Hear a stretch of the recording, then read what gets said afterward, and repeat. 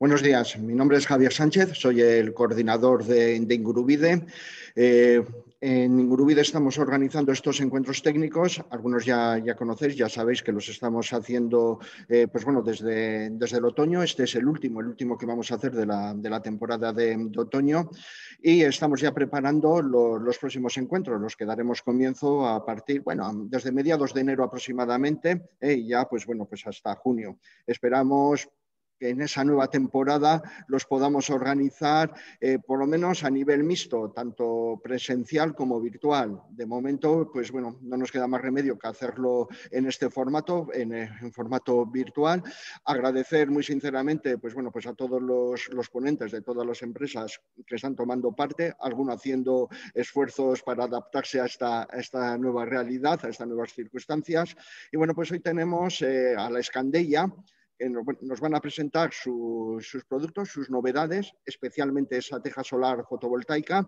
Ya se hizo hace un tiempo un encuentro aquí, un encuentro físico en aquel momento, que bueno, fue de muchísimo éxito, y me imagino pues que el de hoy tampoco nos va a defraudar.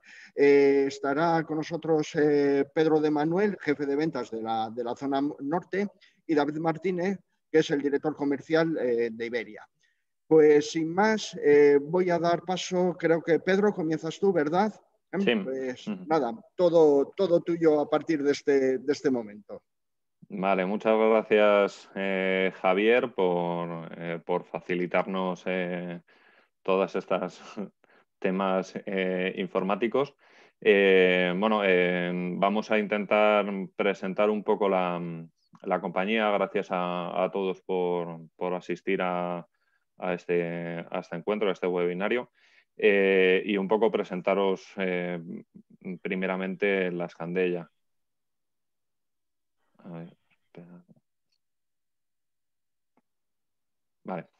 ¿Qué es la Escandella? Bueno, nosotros somos iniciamos en nuestra andadura en el año 1964 como fabricante de material cerámico para en torno a los años, hasta en el año 98, arrancar nuestra andadura como fabricante de teja.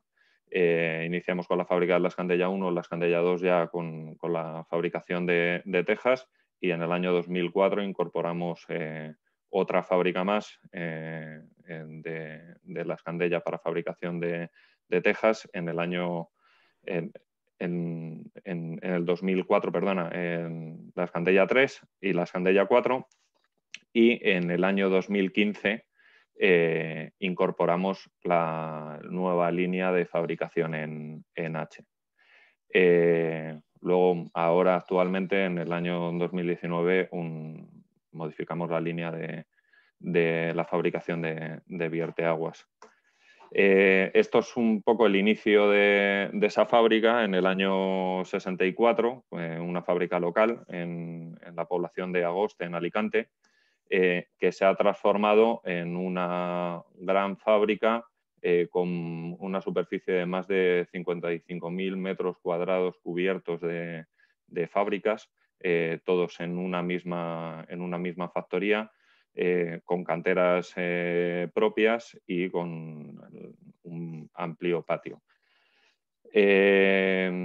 Lo que buscamos con toda esta fábrica tan grande es poder tener una entrega rápida y una logística muy orientada al cliente, con un área de almacenamiento de más de 230.000 metros cuadrados y un stock medio de producto de 240.000 palets.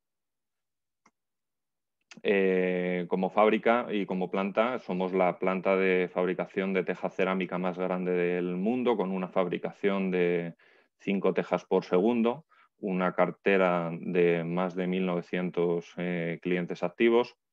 Somos la primera fábrica con H-cassette y con moldes de yeso, con una cuota en España líder del 22%, y en exportación, exportando a más de 85 países, con una cuota del 45%, también líderes. Como empresa, pues somos un 180 empleados, pues separados en todos los departamentos de tanto producción, marketing y comercial y oficinas. Y de lo que vamos a hablar hoy en estos 4 apartados, pues es de nuestra gama de tejas H-Selection, un poco comentar el por qué ejecutar cubiertas ventiladas con todos los accesorios y componentes para poder ejecutarlas, y finalmente David nos hablará del sistema solar fotovoltaico plano. Como Tejas H-Selection, un poco por comentaros lo que es nosotros innovamos en la fabricación tradicional de tejas de curvas y mixtas, implementando los moldes de yeso sobre una cocción en un refractario en un molde refractario. Esa fabricación lo que nos permite es poder tener en este momento 5 formatos diferenciales, que son la Innova, la Viena, la Selectum, la Visum y la Planum, que fabricamos sobre ese cassette refractario para poder subir temperatura de cocción sobre una teja tradicional hasta unos 1070 grados sin que la arcilla se deforme y poder conseguir una planimetría perfecta. Además, la cocción individual de cada una de las tejas en esa H-cassette, que es como se denomina el refractario, lo que nos permite es poder bajar la absorción a menos de un 5% y lo que comúnmente se denomina comercialmente un clinker, que esto nos favorece mayor resistencia a la helada, poder colocar las tejas en zonas climatológicamente adversas al bajar ese grado de absorción de la cerámica. Con el prensado, con ese molde de yeso, también favorecemos a poder mejorar tanto los solapes como los encajes laterales, dando una perfección a las piezas cerámicas, y poder tener, jugando con esos encajes laterales, poder tener mejoras en cuanto a la instalación. Ese encaje en los laterales y además el encaje superior pues nos favorece a poder tener una colocación más estanca en la teja, teniendo unos agujeros para los pretaladros más horadados y poder fijar mecánicamente las tejas de una manera más cómoda y sencilla, y también el empleo de otro tipo de fijaciones mediante clips por los dientes de sierra que tienen lateralmente las tejas. Con esto, y tanto por la calidad de las arcillas empleadas como por esa subida de temperatura en cuanto a la cocción en esos moldes refractarios, podemos garantizar la teja. Somos el único fabricante que da una garantía de 100 años en la teja con los ensayos que hemos realizado. Y además, una amplia gama de colores. En el modelo Planum, por ejemplo, pues disponemos de 10 colores de serie y distintos en Goves. Además, todo esto, el estar en más de 85 países, lo que nos ayuda es a poder no solamente tener certificados españoles o europeos, sino poder tener certificados tan exigentes pues, como el Miami-Dade en cuanto al tema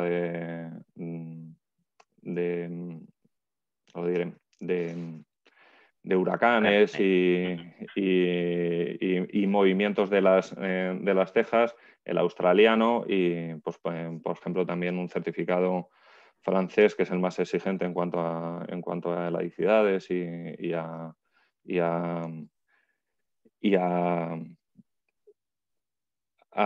diferencias climáticas de la teja que nos ayuda a poder tener toda esta gama de certificados, bajas pendientes y demás que nos favorezcan a la instalación de tejas en cualquier parte del mundo. Todos los certificados están disponibles en nuestra página web, totalmente descargables por parte de cualquier cliente o prescriptor.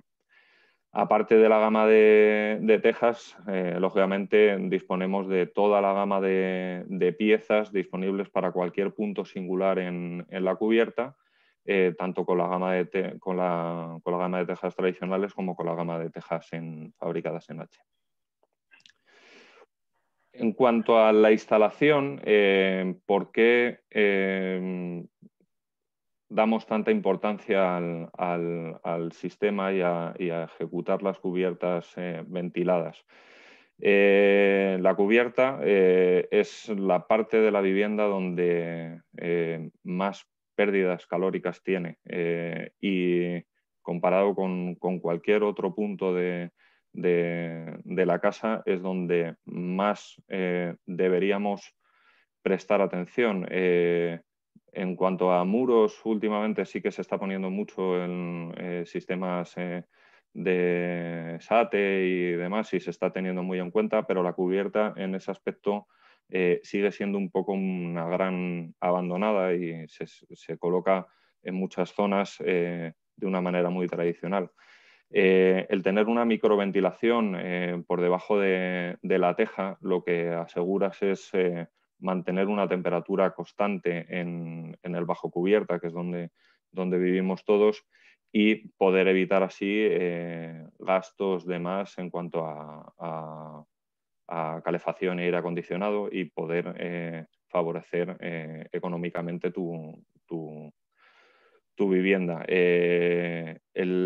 Para nosotros el que debajo de la teja, ya no solo la teja, sino que todos los elementos que vayan colocados colocados en la cubierta favorezcan esa microventilación es lo más importante.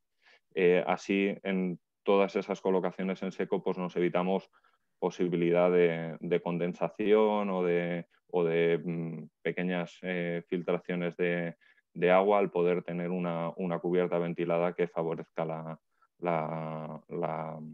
el secado de la teja, disminuir la temperatura las altas temperaturas del exterior o las bajas temperaturas del exterior y así poder tener una cubierta durante el máximo tiempo de años completamente garantizada.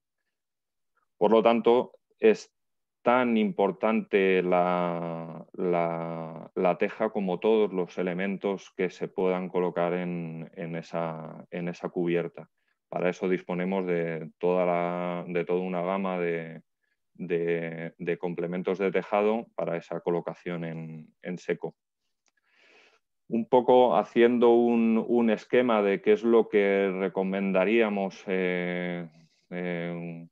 como fabricantes de teja para ejecutar esas cubiertas microventiladas, pues sobre un forjado o sobre un tablero de madera, cerámico, en función de cada una de las viviendas, abogamos por la colocación de una membrana de vapor que nos garantiza la impermeabilidad y la estanqueidad de la cubierta.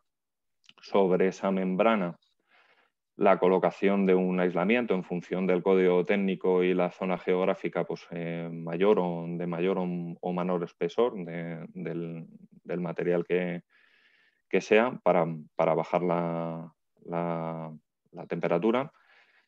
La colocación de una lámina impermeable encima de ese aislamiento para garantizar esa estanqueidad, esa posible rotura o de una teja al pisarla, pues que no provoque una gotera.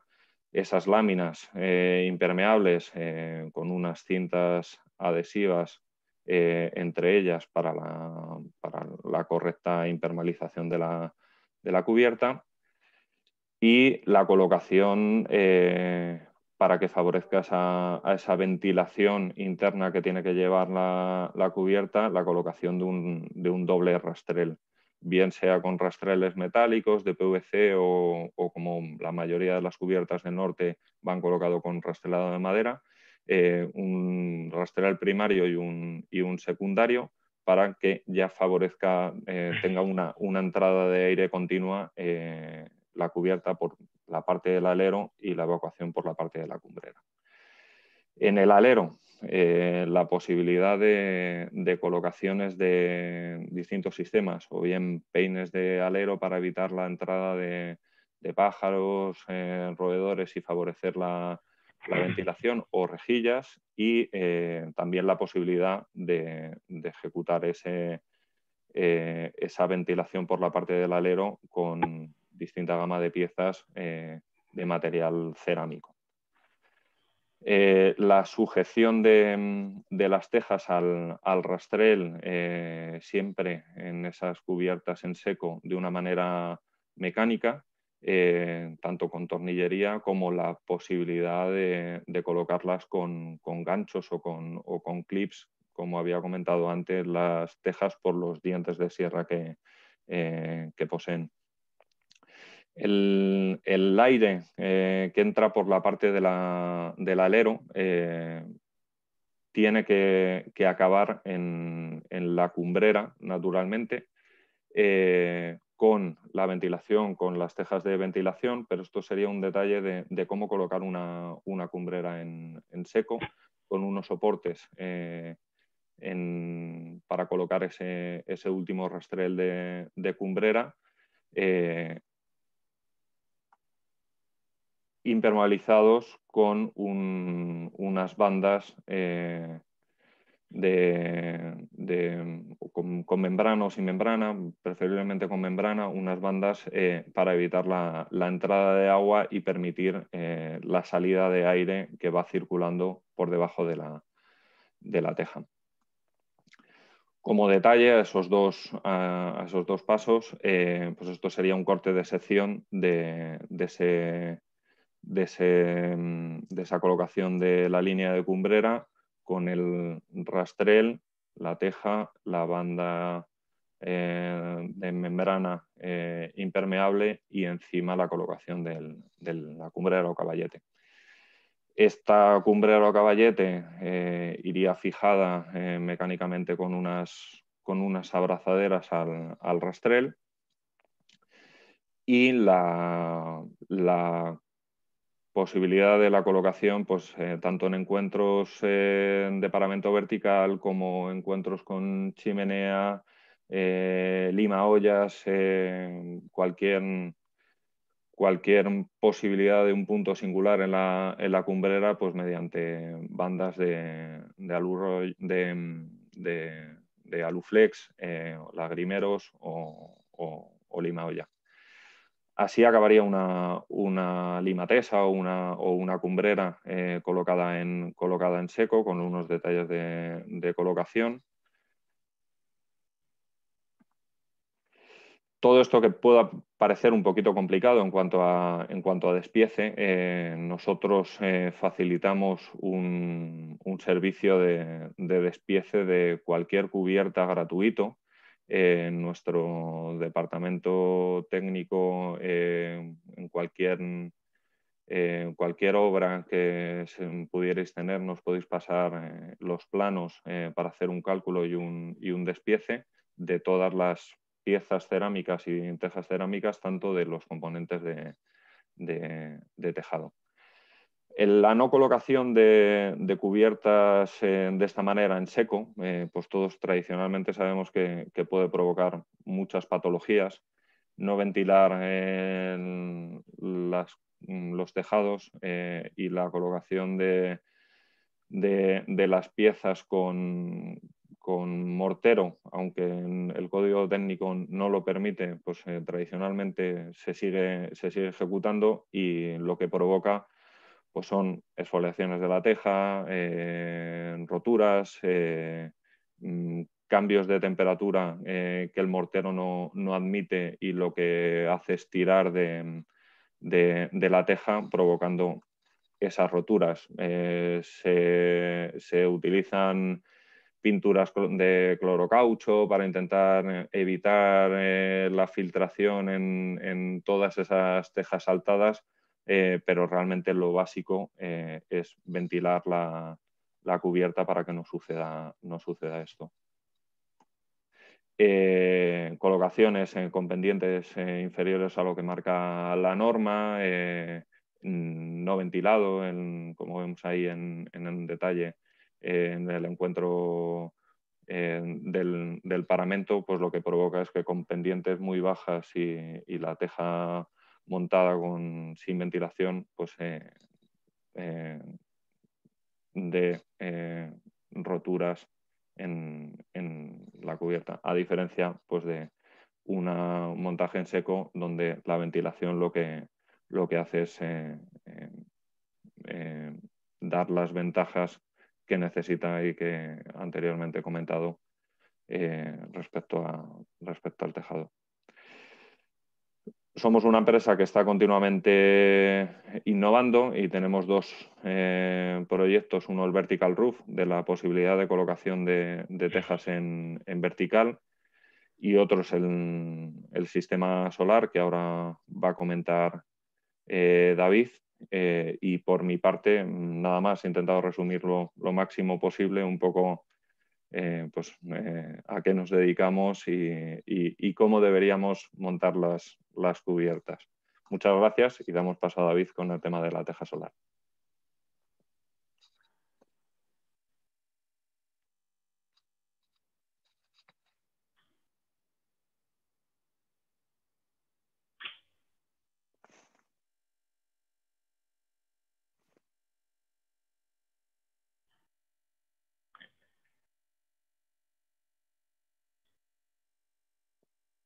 Buenos días, a ver si se pone en modo pantalla de presentación. Bueno, pues como ha dicho Pedro, yo también trabajo en La Escandella, que es una empresa de cerámica básicamente, y hoy queríamos presentar el sistema solar fotovoltaico Planum, porque creemos que es un tema que, aparte de estar de moda y lejos de ser ese el motivo por el que un poco los fabricantes de determinados sistemas constructivos estamos un poco innovando en esa dirección, es porque realmente es algo que creemos que está muy en consonancia con la arquitectura y la parte de prescripción que este país, gracias a Dios, ya lleva años incorporando en muchos de sus proyectos, ¿no? Si os parece, empiezo un poco con unos conceptos básicos que tienen que ver pues, también con electricidad y con energías renovables, de cara un poco a enfocar las preguntas que habitualmente surgen por parte de prescripción, por parte de instaladores y por parte también de la parte de particulares o propietarios que deciden instalar este tipo de tecnología y de energía renovable en sus viviendas particulares o proyectos, ¿vale? Un poco energía sostenible, pues ya sabemos que es todo aquello que no compromete las necesidades futuras de las siguientes generaciones en términos de recursos naturales. O sea, al final es un concepto que tiene mucho que ver con energía renovable. Hoy rápidamente podemos reconocer energías renovables que están pues, relacionadas con el sol, que es de lo que vamos a hablar hoy aquí, pero también hay pues, la fuerza del mar, la energía hidráulica, obviamente conceptos de biomasa que vemos en estufas de pellets, en desbroces que se hacen de bosques y, en definitiva, en aprovechar todo aquello que, además de ser gratuito normalmente o semi-gratuito,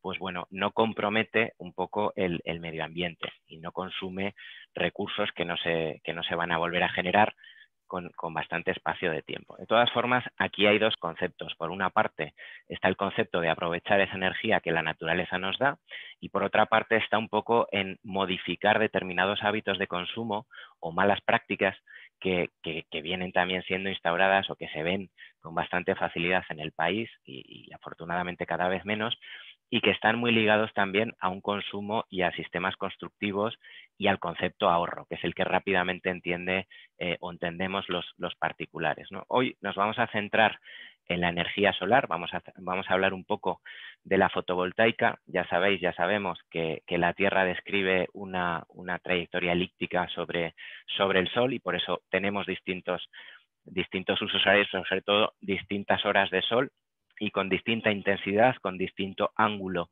de incidencia sobre la Tierra. Es por ello que muchas veces hablamos de que las placas solares o los paneles solares o la teja fotovoltaica tiene que estar enfocada siempre al sur. Es el punto en el que podemos aprovechar realmente esa energía, esos fotones que el sol nos lanza y que nosotros tenemos que saber interpretar y convertir en corriente. Pero no sirve de nada instalar paneles en la zona norte, noroeste o noreste de una vivienda, ¿de acuerdo? En ese sentido, ese es el motivo primero porque las placas están inclinadas y segundo por el que siempre tienen que estar en la zona sur. Y digo esto porque no sería la primera vez que vemos proyectos en los que se invierten determinados recursos fotovoltaicos en zonas en donde no hay ningún tipo de aprovechamiento. El por qué vemos en muchas construcciones que los paneles fotovoltaicos estén enfocados de manera inclinada hacia el sol, bueno, es bastante obvio, es un poco como el concepto de los girasoles, pero en cualquier caso me gusta explicarlo, ¿no? En la latitud que está el continente europeo, en muchos otros lugares, requerimos de una inclinación similar a 40-45 grados para poder aprovechar completamente todos esos rayos solares o toda esa irradiancia, que es como se le llama la energía que el sol proyecta sobre la Tierra. En este sentido, la cubierta inclinada tiene muchísimas ventajas sobre la cubierta plana o la cubierta invertida. Son obvias, todos los tejados tienen una inclinación que ya permite aprovechar ese ángulo, no solo para aislar, no solo para ventilar, como decía Pedro, sino también para aprovechar más espacio y para hacer un proyecto de integración de diseño de lo que es un panel fotovoltaico, digamos, montado habitualmente sobre una cubierta ya confeccionada, construida, instalada, y poder integrarlo en una cubierta que, eso sí, tiene que ser nueva o tiene que ser compatible con este sistema. Obviamente hay una serie de ventajas en cuanto a durabilidad, estanqueidad, etcétera, que pretendemos aprovechar con un proyecto que integre el panel fotovoltaico en la teja fotovoltaica y generar así un sistema, un producto totalmente industrial. Bueno, la arquitectura ya ha contemplado temas de orientación, temas de inclinación a lo largo de los años. Obviamente en los proyectos aprovechar la luz natural, los espacios, generar un ambiente de confort ha sido pues, uno de los debes de toda esta labor de prescripción, pero vamos a continuar avanzando y vamos a ver un poco en qué consiste el esquema básico de autoconsumo en España, el esquema básico de una instalación solar, para entender por qué después esas preguntas que se generan de payback, de amortización, etcétera, pues dependen también de los hábitos de consumo de cada uno de los propietarios que la instalan, ¿no? Bueno, ya sabemos que el sol irradia en principio de forma gratuita unos rayos solares con energía en forma de fotones, que un panel solar normalmente negros, aunque ahora también se está trabajando con distintos diseños de colores cada vez más oscuros, pero cada vez más cercanos a verdes y azules, pues bueno, estos paneles solares son ricos en silicio, que afortunadamente es un material muy abundante en la corteza de la Tierra, generan, bueno, pues un cierto baile con electrones que al final desemboca en electricidad. Esa electricidad es corriente continua, es un tipo de corriente que tienen las baterías de los móviles, de los portátiles, etcétera, y a través de un aparatito que en Latinoamérica se llama convertidor, aquí normalmente se utiliza la palabra inversor, se transforma en corriente alterna. Es una corriente que es la que entienden nuestros hogares, nuestras casas, los proyectos con enchufes, digámoslo así, y es un poco la que está lista para nuestro uso, ¿vale? Este es el esquema básico. En una casa normal podríamos encontrar, y es habitual encontrar, que ese proyecto no se desconecta de la red habitual de distribución de energía. Es decir, sigue conectado pues, a Iberdrola, por poner un ejemplo. Y aparte de eso, tiene una inversión en unas placas fotovoltaicas que tienen ese inversor que con un contador le viene a decir cuánta energía capta y cuánta energía sigue comprando a su distribuidor habitual. Normalmente el inversor ahora ya es un único aparato que te dice lo que captas y te dice también lo que viertes a la red. En este sentido, insisto, en todos los países, en todos los lugares hay distintas zonas climáticas porque hay distintas zonas sobre cómo incide el sol en esos lugares. En Europa y en España hay distintas zonas que tienen que ver con el aislamiento, con las formas de construir, etcétera, etcétera. Pero todo eso se puede aunar en conceptos muy comunes de integración, de hábitos de consumo y sobre todo de ahorro, ¿vale? El concepto de eficiencia energética tiene que ver con consumir menos o consumir de una forma más razonable y aprovechar aquello que se nos brinda de una forma natural. En este sentido, hay un plan de vivienda muy interesante que desde luego afecta especialmente a la cubierta y a las fotovoltaicas, primero porque es por donde más energía se escapa de la vivienda o de los proyectos, como ya decía Pedro, y segundo porque hasta ahora se le ha prestado especial atención a la envolvente, ventanas, puertas, en todos los certificados que tienen que ver con aislamiento, pero quizás hay todavía alguna tarea pendiente en lo que tiene que ver con cubierta. En este sentido, pues bueno, todos conocemos proyectos como los edificios de consumo de energía casi nulo que pretenden pues, optimizar los usos de la calefacción, de los aires acondicionados, del aislamiento a través de vidrios, ventanas, cortinas exteriores y también cubiertas aisladas y reducir, por tanto, ese consumo de energía, esa emisión de gases que colaboran al efecto invernadero, que se aunan habitualmente en consumo de CO2, y generar un balance con las renovables, sobre todo en edificios públicos, pero también en algunas promociones privadas ya en Europa, que sea cercano a cero o cero, en un espacio de tiempo razonable para lo que es mover una serie de países en el continente europeo.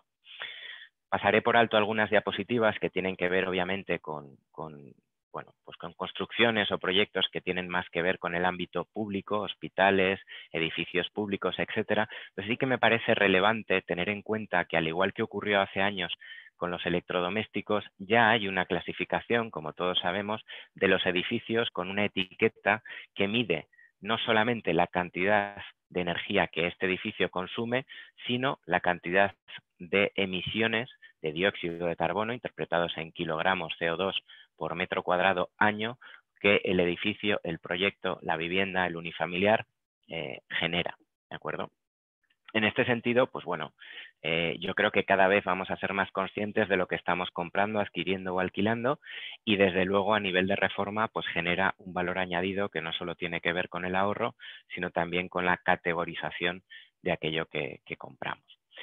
Y por simplemente añadir algo que seguramente sabemos, como en el resto de las diapositivas, pero que comparto con vosotros, que es el hecho de que el marco, el contexto legal ayudó mucho hace 2 años en España, cuando en octubre del 2018 se decidió eliminar lo que se conocía como el impuesto al sol, es decir, que la inversión de particulares y de algunas empresas en placas fotovoltaicas ya no generaba un impuesto por verter los excedentes de energía eléctrica a la red eléctrica común o pública, sino que hasta determinado intervalo de kilovatios esto era libre y por tanto la inversión se reducía a la compra o la instalación de un sistema fotovoltaico. Esto, que parece con poca importancia, desde luego animó a muchísimos fabricantes de sistemas industriales de fotovoltaicas y de energías renovables a lanzarse al mercado común y a retomar proyectos en los que realmente pues, se está activando una economía de ahorro y de hábitos de consumo muy, muy interesante. Entonces, hasta 10 kilovatios, ya sea personas privadas o ya sea cualquier tipo de comunidad que decida invertir pues, para el uso de energías comunes, como puedan ser la luz de la entrada del edificio, etcétera, etcétera, o la energía que se consuma para determinados aparatos de la propia comunidad, hasta 10 kilovatios no hay ningún tipo de peaje. Obviamente estoy hablando de modalidades de autoconsumo en los que puede o no haber una batería, pero normalmente no se desconectan de la red de distribución o del proveedor de energía eléctrica. Hasta aquí lo que yo considero que son conceptos interesantes y clave conocer de cara un poco a saber cuántos kilovatios necesito para una casa de 400 metros cuadrados, en los que viven X personas y con este modus operandi de vivienda, ¿no? o de tipo de vida. Entonces, en esas tendencias arquitectónicas en las que Pedro hablaba sobre cómo instalar una cubierta siempre microventilada, con un flujo de aire que entre por el alero y salga normalmente por la cumbrera, nosotros podemos ver que en España la amplitud del panorama nacional refleja pues, imágenes como estas, ¿no? Muy tradicionales, muy mediterráneas, algunos le llaman latinas en el extranjero, que bueno, han funcionado muy bien, personalmente pues me gustan y suelen gustar bastante, pero que quizás no están tan de moda como los últimos 15 años, un poco este tipo de cubiertas invertidas, que también son muy bonitas, por cierto, que vienen de zonas bastante cálidas, pero que se pueden ver en el norte del país con bastante frecuencia, y que, bueno, que también son objeto de certificaciones como Passive House, y desde luego están imbuidas en todo el proyecto de aislamiento con SATES, fachadas ventiladas, etcétera. Nosotros en este sentido nos hemos adaptado, y parte del sistema que vamos a presentar ahora tiene que ver con unas líneas mucho más modernas, con tejas planas que están mucho más de moda, a tres bolillo, con una colocación que implica una muy baja pendiente, pasando incluso certificados como el NF. Nosotros tenemos el NF en todas nuestras tejas planas o de tendencia plana, en este caso de la línea H Selection, que es nuestra gama premium, y podemos conseguir nuestra obsesión, que es digamos, esa evacuación de agua o de las inclemencias acuáticas con las que a veces sufrimos en los hogares, y al mismo tiempo un diseño de lo más vanguardista que nos permita realizar instalaciones medianamente inclinadas, un poco mirando a esa energía solar que es un poco la que estamos pendientes de obtener. Y en ese sentido, pues claro, todos los proyectos que nosotros veníamos ejecutando, tanto en España como en el extranjero, porque nosotros tenemos un porcentaje de venta en el extranjero muy alto, casi más del 60% de nuestra producción lo vendemos en Australia, en Asia y en países de América, pues veíamos muchos proyectos de cierto nivel, con muchas hectáreas de terreno y gran inversión de dinero, en los que se colocaban ese tipo de placas fotovoltaicas. Entonces, hace un par de años, enseño algún ejemplo más porque quiero ver un poco el ejemplo de instalación de una teja Planum pizarra a tres bolillo con sus limatesas, limaollas, en fin, cumbreras, etcétera, en donde no es demasiado fácil justificar determinados paneles fotovoltaicos en la zona sur sin que llamen un poco la atención y sin que comprometan, en definitiva, pues problemas asociados, patologías asociadas a la perforación sobre una cubierta ya ventilada, etcétera, etcétera, ¿no? En este sentido, claro, hemos visto pues, construcciones como estas perfectamente ejecutadas, con un gran nivel de pendiente, muchos grados de pendiente, con lo cual seguramente con una tecnicidad a nivel de evacuación muy alta, pero que tienen una estética difícil, que desde luego no está integrada y que generan o pueden generar problemas como goteras o similar, simplemente por el número de perforaciones que conllevan y por el mantenimiento que tienen que llevar a cabo, ¿no? Evidentemente sobrecargan la cubierta, estamos hablando de 30, 40, 50 kilos sobre una cubierta ya instalada, tienen una cierto coste de instalación, y lo más preocupante en algunos casos que hemos visto, nosotros vemos mucha obra semanalmente, es un poco el denominado efecto velero, esas vibraciones y ruidos que transmiten al interior de la vivienda. Normalmente en la buhardilla, pero bueno, se pueden ver en más, o se pueden apreciar en distintas zonas del proyecto. En este sentido, yo os invito a visitar lo que es el microsite del sistema solar fotovoltaico Planum. Es la propuesta de la Escandella, que básicamente va enfocada en zonas residenciales, pero que también está siendo acometida pues bueno, no solamente en el extranjero, sino en España, pues en bodegas, en ayuntamientos o en lugares públicos, y que viene un poco acompasada de esta integración que, si vemos esta foto desde la parte de arriba realizada con un dron, queda perfecta en conjunción con la teja Planum, la teja pizarra en este caso, con diseño oscuro, con diseño negro, a tres bolillo, y que vemos que se instala en la zona centro de lo que es este agua de la cubierta, ¿vale? Ahora explicaré un poco por qué. Este es el aspecto de cerca de una teja solar.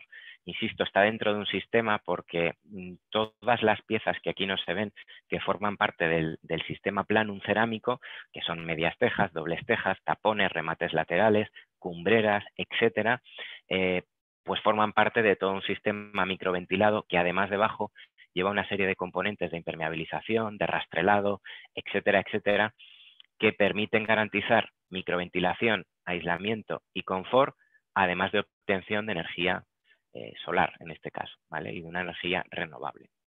Este es el aspecto frontal de una teja con su encaje lateral y longitudinal, con las 10 células monocristalinas que se encargan, con ese silicio que veíamos antes, de captar los fotones y transformarlos en electricidad.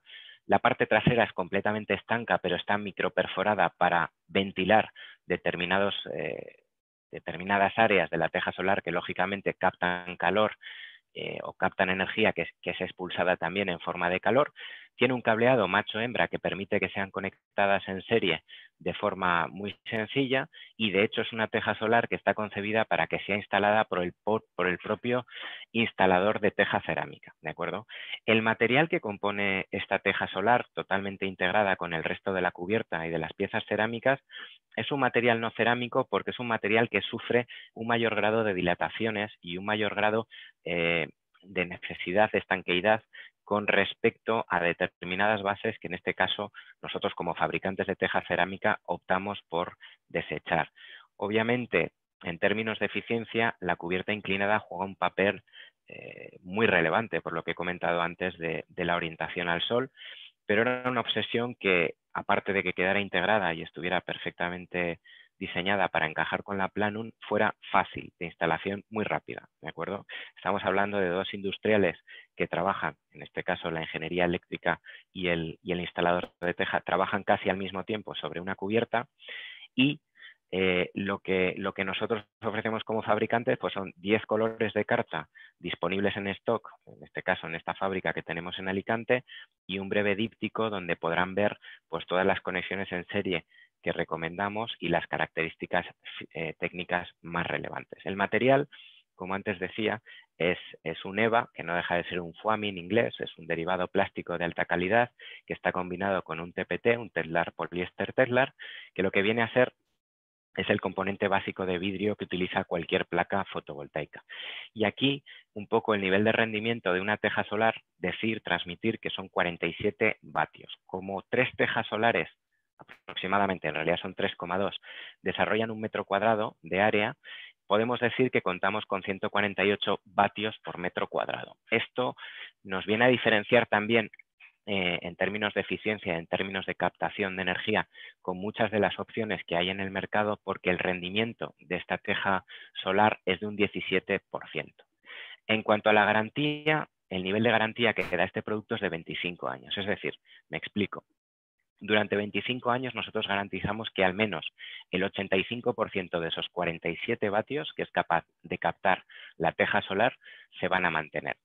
Puede ser el 90, puede ser el 95 y puede ser el 100%. Como mínimo serían el 85%. Obviamente este producto que lo hemos desarrollado primeramente en el extranjero, donde llevamos haciendo obras hace ya más de 2 años, dispone, como decía antes también Pedro, de todos los certificados internacionales válidos para ser instalados en Australia, Norteamérica, etc. En este caso el TÜV y los correspondientes a los países asociados, ¿vale?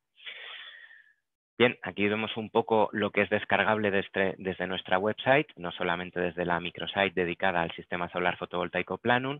Y un dato, todos estos números evidentemente se basan en un término medio del que se basa, sobre el que nos basamos para afirmar la potencia, el porcentaje y demás. Y es un poco la irradiancia que de media en Europa emite el sol sobre el metro cuadrado, en este caso de España o de cualquier país europeo, ¿no? que se cuenta a temperatura constante de 1000 vatios por metro cuadrado.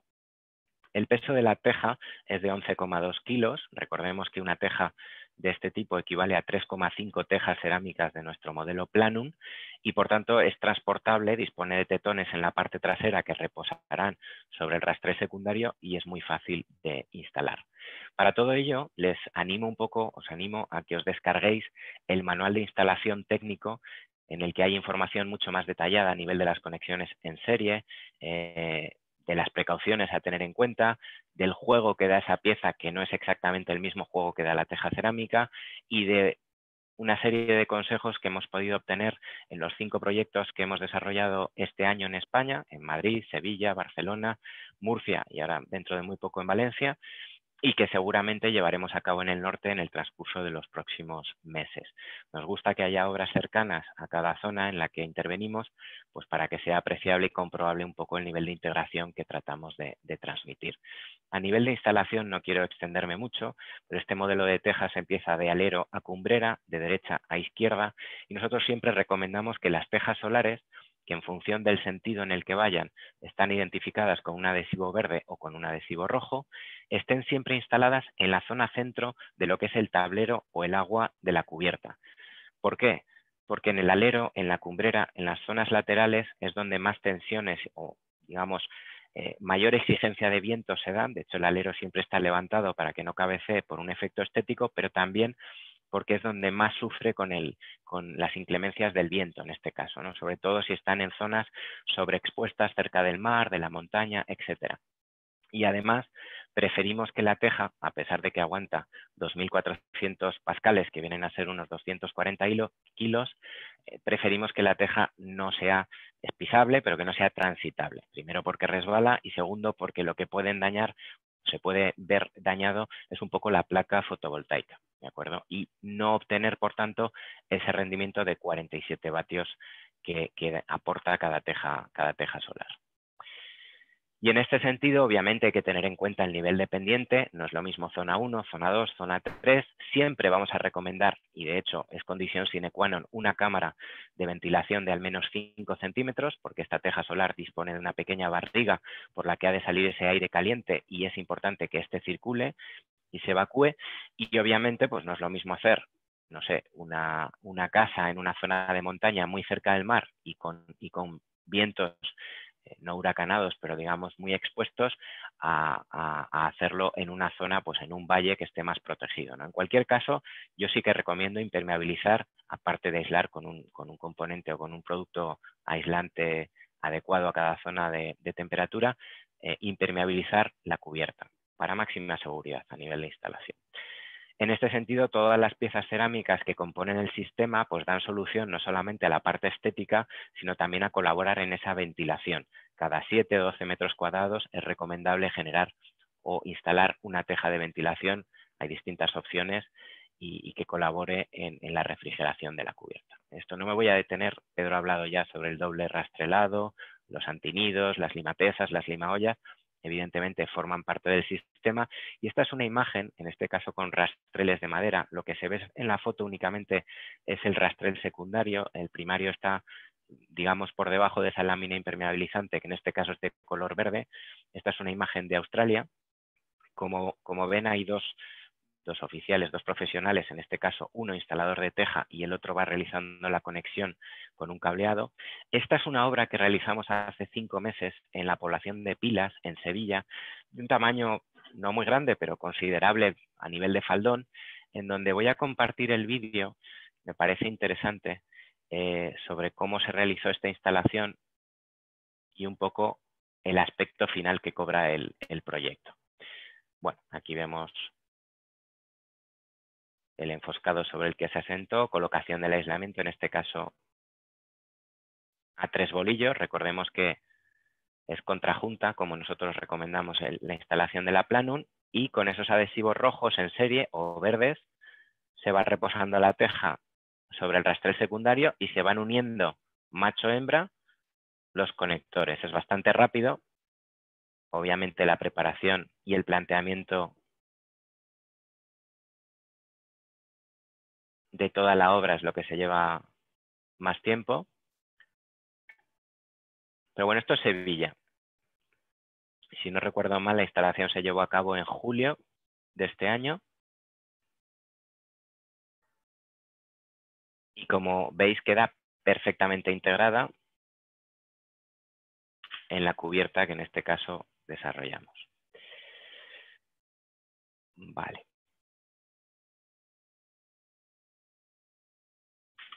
Vamos a ver si soy capaz de volver a la presentación. No se ha visto el vídeo, David, ¿eh? ¿No se ha visto? No. Vaya. Bueno, pues lo pasaré en la presentación, porque si no se ha visto en YouTube, no sé si al compartirlo sí que se puede ver. Estaba incrustado en el PowerPoint. ¿Se ve ahora, Pedro?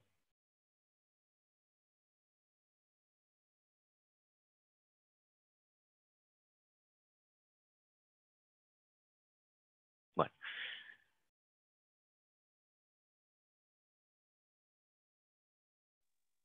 No, si te parece, me lo envías a mí, me envías Sí. el enlace y junto con este vídeo lo añado a nuestro canal YouTube y así se puede ver desde ahí. Está en la diapositiva que vemos ahora en pantalla, que es abajo el enlace de YouTube. Bueno, pensaba que se estaba viendo. aquí lo importante un poco sobre todo es, primero, ver, aunque sea en la fotografía, cómo queda integrado el sistema con los distintos componentes que tiene y con un obligatorio uso de un doble rastrelado y de una ventilación.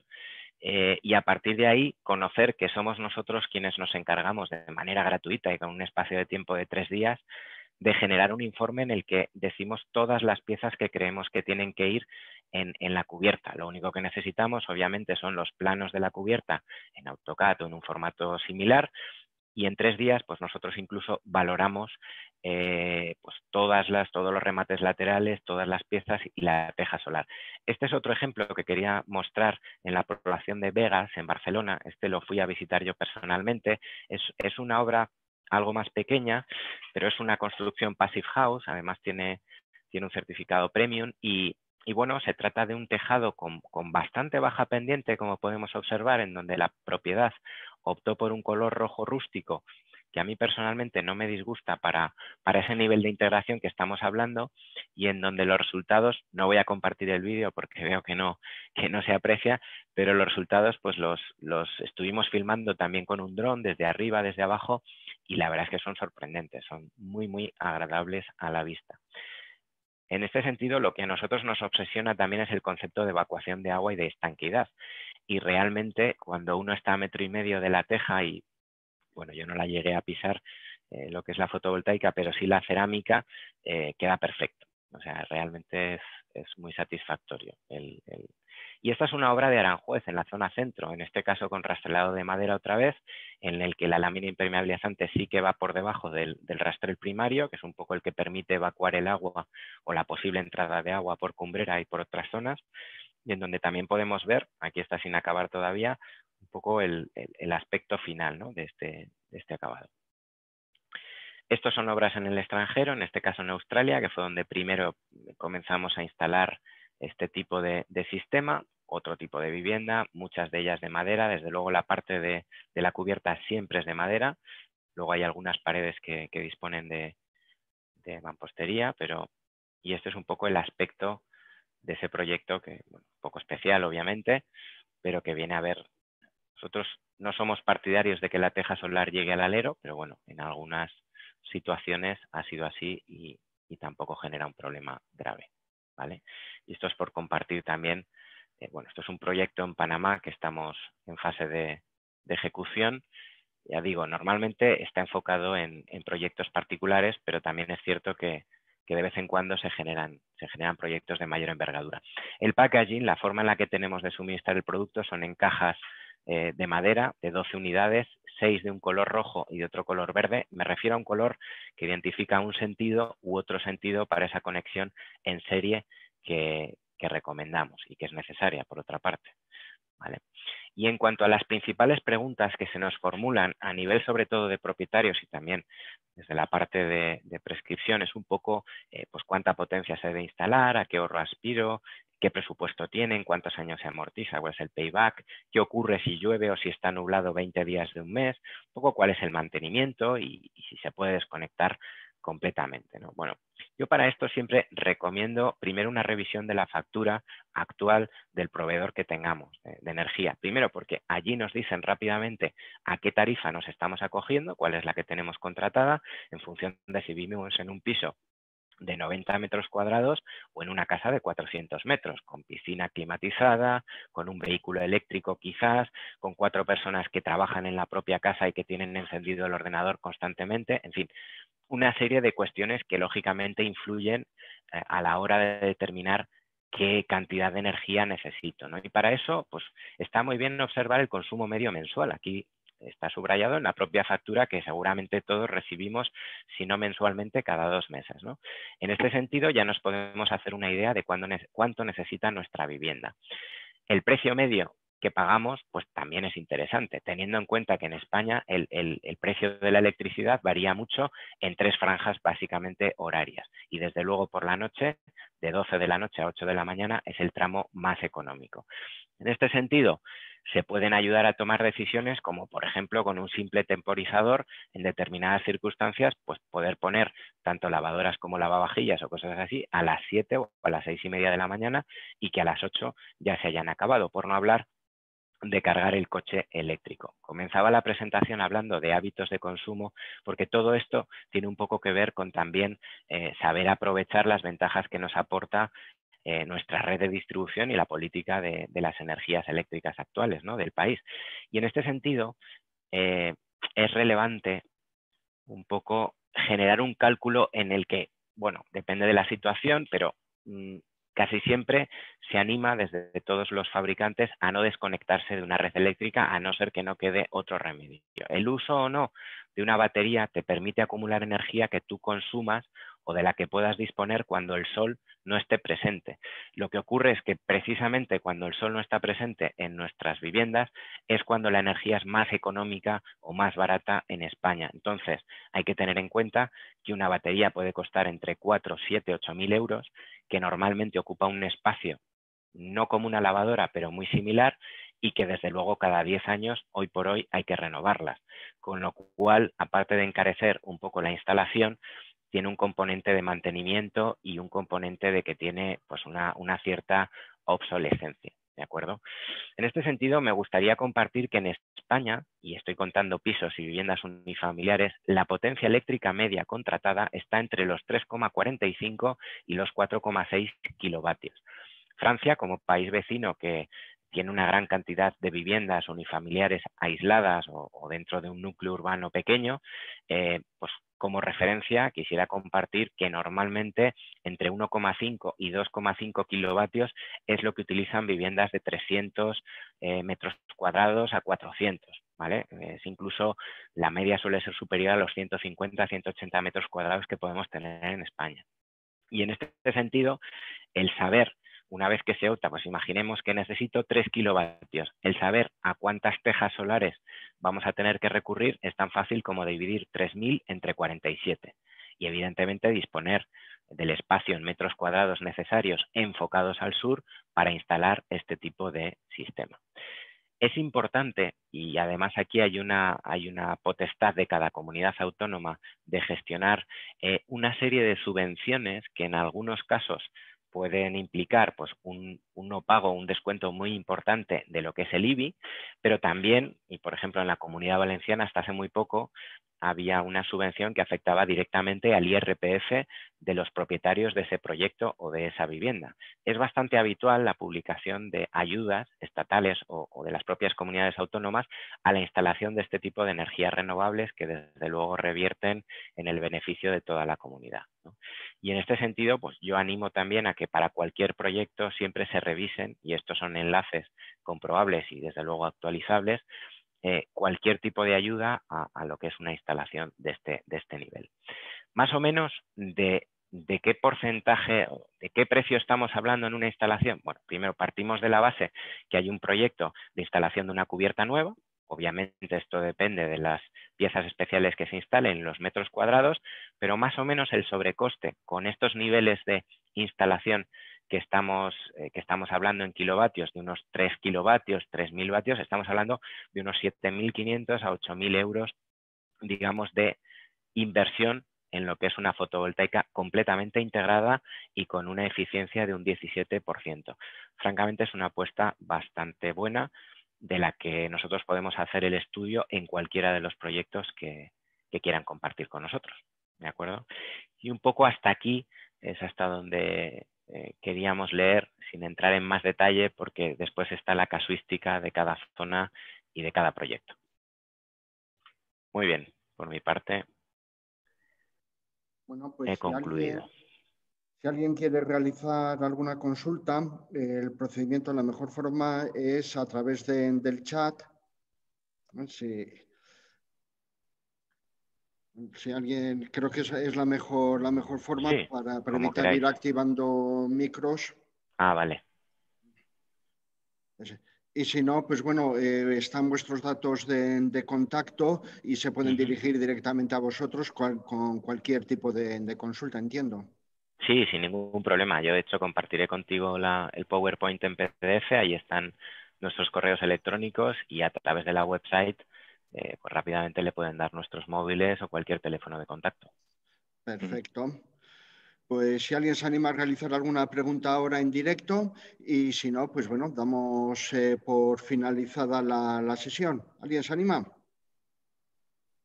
Entiendo que no. Pues agradeceros muy sinceramente la exposición, la verdad que Muy muy bien. clara, muy concisa. Ah, sí, ahí tenemos una pregunta. ¿De quién es la persona que debe instalar la teja solar y quién lo Ujú. verifica? Bueno, vamos a ver, nosotros hasta ahora, en los 5 proyectos que hemos hecho en España y los que tenemos, digamos, previsto hacer para el primer trimestre de este 2021, siempre han intervenido básicamente dos oficiales o dos industriales, ¿no?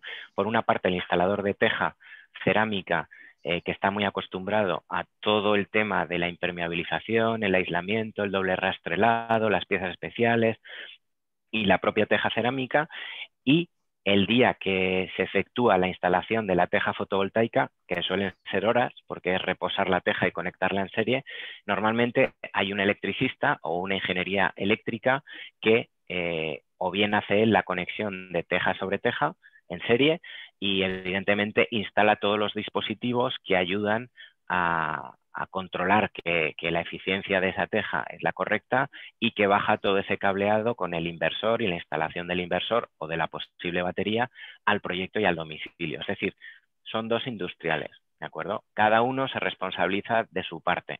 Digamos que el instalador de teja cerámica lo que asegura es la estanqueidad, el aislamiento y la correcta ventilación de la cubierta, y el instalador de fotovoltaica lo que asegura es que esa energía baja a la vivienda, al proyecto, de una forma eficiente y un poco con el control que el inversor le da y el contador de energía le aporta.